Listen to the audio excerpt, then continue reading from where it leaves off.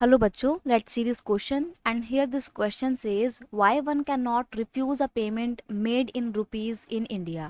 Question आपसे बोल रहा है कि क्यों इंडिया में कोई भी रिफ्यूज नहीं कर सकता है उस पेमेंट को जो कि रुपीज में की गई है।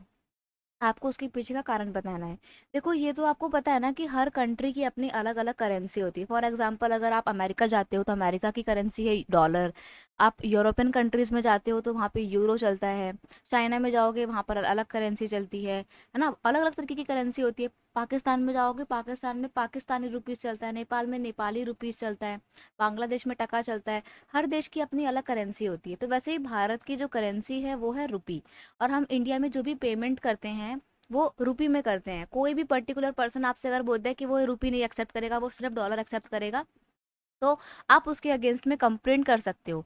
कोई मना क्यों नहीं कर सकता, उसके पीछे कारण पता है क्या है? बिकॉज बाय लॉ, कानून के तहत the reserve bank of India यानी कि RBI issues currency note on behalf of the central government. अब देखो पैसा है, पैसा तो सरकार इशू करती है, मतलब गवर्नमेंट के तरफ से जारी किया जाता है। तो गवर्नमेंट के बिहाफ पे reserve bank of India RBI हमारे इंडियन करेंसी यानी कि रुपीस को इशू करता है।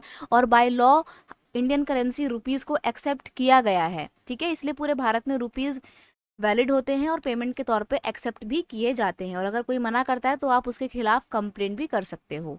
I hope you understood it well. Best of luck.